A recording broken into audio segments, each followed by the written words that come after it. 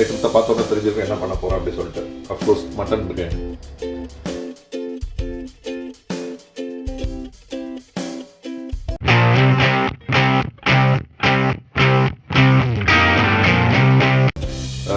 எனக்கு தெரிஞ்சு ஒரு காரக்குழம்போ இல்லைன்னா ஒரு வத்த குழம்போ ரொம்ப காம்ப்ளிகேட்டட். அதெல்லாம் சொல்லுங்களா. அஃப்கோர்ஸ் நல்லா டேஸ்ட்டாக இருக்கும், கொஞ்சம் காம்ப்ளிகேட்டட். ஏன்னா நிறைய ஒரு பொரியல் பண்ணாலும் நிறைய வேலை இருக்குது. எனக்கு தெரிஞ்சு ரொம்ப ஈஸியானது அந்த பிரியாணி பொறுத்து. ஸோ அதுக்கு தேவையான பொருள் பார்த்தீங்கன்னா ரைஸ் வாங்கி வச்சுருக்கேன். ரைஸ், ஒரு 1/2 கிலோ மட்டன். அஃப்கோர்ஸ் இது கொஞ்சம் இது பண்ணி வச்சு கலர் ஒரு மாதிரி இருக்கு பார்க்காதீங்க. இதில் வந்து வத்தத்தூள், மஞ்சள் தூள், அப்புறம் இஞ்சி பூண்டு, கொஞ்சம் உப்பு போட்டு மேரினேட் பண்ணி வச்சுருக்கேன். அப்புறம் அஃப்கோர்ஸ் தயிர், நெய், இஞ்சி பூண்டு பேஸ்ட். இது கம்மியாக இருக்குன்னு பார்க்க வேண்டாம், என்கிட்ட ரெடிமேட் இருக்குது. நான் கொஞ்சம் ஃப்ரெஷ்ஷாக போட்டால் நல்லா இருக்குமா சொல்லிட்டு கொஞ்சம் ஃப்ரெஷ்ஷாகவும் கொஞ்சம் அரைச்சி வச்சுருக்கேன். அப்புறம் வணக்கம் போல் வெங்காயம், தக்காளி, பச்சை மிளகாய், அப்புறம் கொத்தமல்லி கீரை, புதினா, வத்தத்தூள் மஸ்ட். ஏன்னா வேறு எந்த மசாலா நம்ம போட போடல, ஒன்லி வத்தத்தூள் தான். சரிங்களா.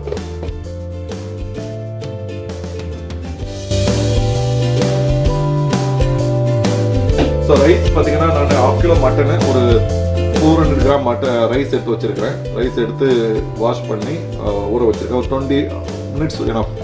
சரிங்களா. இந்த பாத்திரம் வந்து கொஞ்சம் பெருசாக இருந்து உங்களுக்கு ரைஸ் கொஞ்சம் கம்மியாக இருந்து வச்சுக்கலாம். நிறைய ஸ்டீம் வந்து இந்த நீராவி வந்து மேலே இருக்கும்போது அந்த பாயில் அதில் ஈஸியாக பாயிலாகவும் ரொம்ப பெருசாகவும் வரும். அந்த ரைஸ் வந்து கொஞ்சம் நீளமாகவும் வரும். ஸோ இதான் ட்ரிக். இதில் வெங்காயம் கொஞ்சம் பொடியாக ஸ்லைஸ் பண்ணால் வேகிறதுக்கு ஈஸியாக இருக்கும். முழுசாக கிடந்தால் சரியா இல்லை. ஜஸ்ட் கிராஸில் போட தேவையில்லை. மீன்ஸ் நீளவட்டமாக பொடியாக நறுக்க போகும்.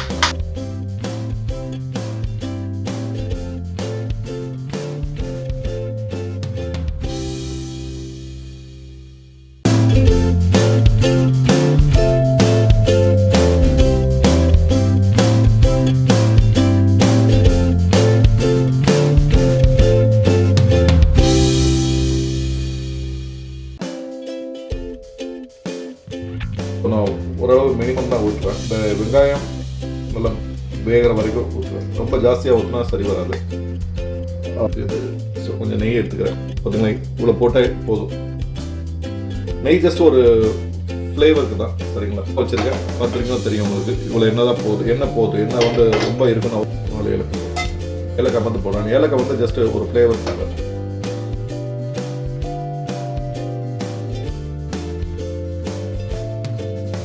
வெங்காயம் வந்துட்டு இருக்கு பாருங்க. வெங்காயம் வந்து நான் தீ கம்மியாக வச்சுருக்கேன். எப்போவுமே தீ கம்மியாக வச்சு வேக வைக்கிறது ரொம்ப சிறந்தது. ஏன்னா வேகமாக வச்சா ரொம்ப வேகமாக கரிஞ்சிரும் கூடும். மூடி வச்சா சீக்கிரம் வெந்துடும். சொல்லுங்களா.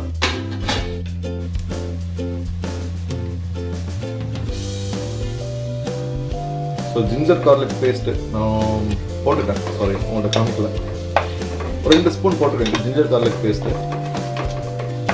போட்டுட்டு பார்த்தீங்கன்னா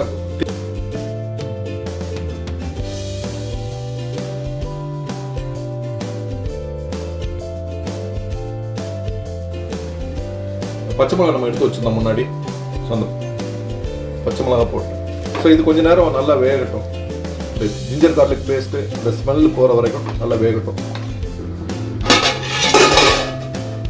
ஸோ வெந்துட்டுருக்கு.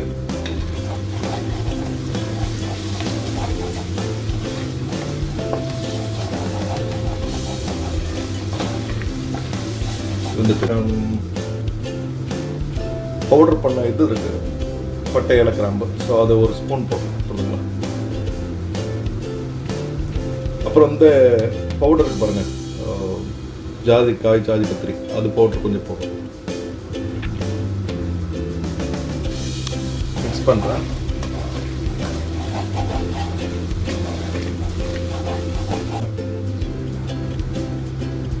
கொஞ்சமாக தயிர் ஊற்றுறேன்.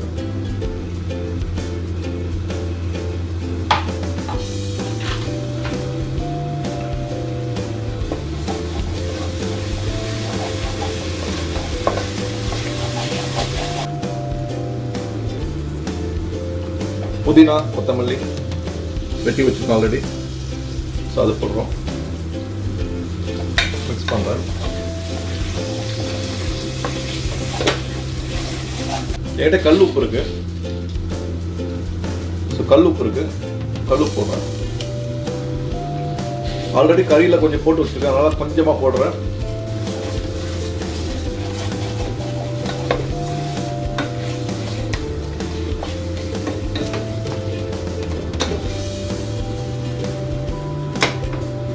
ஸோ எண்ணெய்லாம் பார்த்தீங்கன்னா தனியாக பிரிஞ்சு வந்துடுச்சு. சிக்கன் பாருங்கள், மட்டன் க்யூப்ஸ் இதில் போடும்.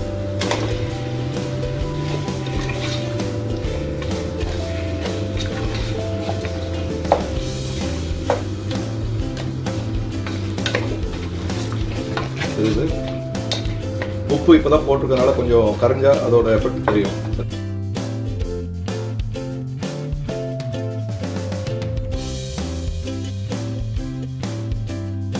அப்புறம் ஒரு 3 விசில் வேக வைக்கணும்.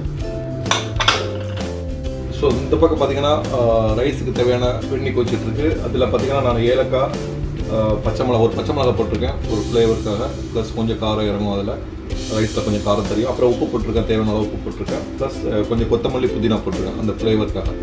ஸோ இந்த பக்கம் இதில் வந்து மட்டன் வந்துட்டு இருக்கு. இதில் கொஞ்சம் தண்ணி விடுறேன். மட்டன் வந்து பார்த்தீங்கன்னா 4 விசில் வந்துருச்சு. 4 விசிலுக்கு அப்புறம் ஸோ மட்டன் வெந்திருக்கும்.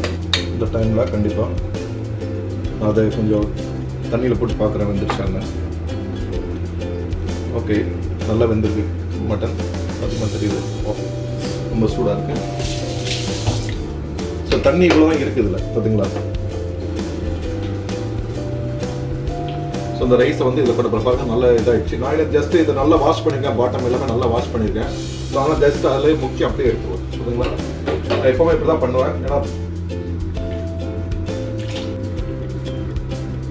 நான் கொஞ்சம் ரைஸில் வந்து இப்போ கொஞ்சம் கலர் போட போகிறேன்.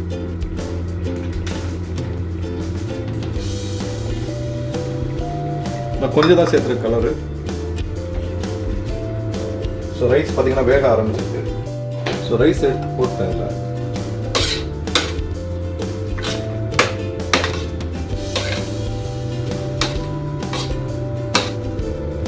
கொஞ்சம் தண்ணி எடுத்துக்கிறேன். தண்ணி எடுத்து இதில் சைடில் அப்படியே ஊற்றி விட்டுருக்கேன்.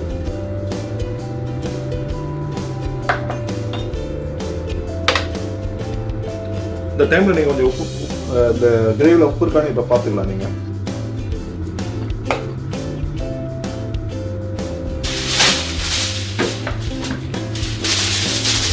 நான் தண்ணி கொஞ்சமாக இருக்குது ரைஸில். நான் தீ இன்னும் ஜாஸ்தி வைக்கல. I think it's enough. போதுங்களா? இந்த தண்ணி போதும். இந்த சோறு வேறு இருக்குது.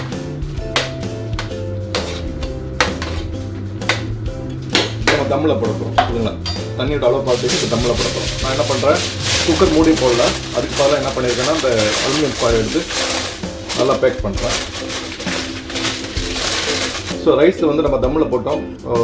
15 மினிட்ஸ். நீங்கள் ஒரு உங்களுக்கு டைம் இருந்துச்சுன்னா ஒரு 10 மினிட்ஸ்க்கு அப்புறம் எடுத்து ஓப்பன் பண்ணிவிட்டு லைட்டாக ஒரு மிக்ஸ் பண்ணிவிட்டு அப்புறம் ஒரு 10 மினிட்ஸ் வச்சிங்கன்னா உங்களுக்கு தேவையாக பாருங்கள் எப்படி பொங்கி பாருங்க அந்த நீராவி.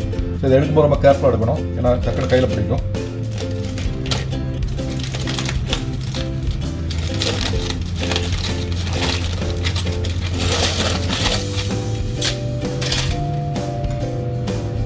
சோறு பார்த்தீங்கன்னா நினச்ச மாதிரி வந்திருக்கு. இந்த டைமில் ரொம்ப இது பண்ணக்கூடாது, கிண்டக்கூடாது, சோறு உடஞ்சிரும். தேவையான வெங்காயம் வச்சுட்டேன் தயிர் பச்சடிக்கு. அப்புறம் கொஞ்சம் பச்சை மிளகாய் வெட்டி வச்சுருக்கேன் பொடியாக, அதையும் போட்டுருவேன். அதில் கொஞ்சம் காரமாக இருந்தால் எனக்கு நல்லாயிருக்கும். ரொம்ப போட வேண்டாம், தேவைப்பட்டால் பார்த்துக்கலாம். மீதி உள்ள தயிர் நான் இதில் போட்டுருவேன். வெங்காயம் இதை வச்சு நான் பண்ணியிருக்கேன். ஐ திங்க் ஒரு கன்சிஸ்டன்ஸில் வந்துருக்கு பாருங்கள். போதும்னு நினைக்கிறேன். ஸோ எல்லாம் எடுத்தாச்சு. எடுத்து பார்த்தீங்கன்னா பிரியாணி இப்படி தான் வந்திருக்கு. பார்த்துங்கன்னா உதிரியாக இருக்குது. ரைஸ் ஒரு ஸ்பூனில் எடுத்து பாருங்கள். இதை பாருங்கள், ரைஸோட கன்சிஸ்டன்சி எப்படி பார்த்தீங்கன்னா பழப்பழன்னு உதிருது.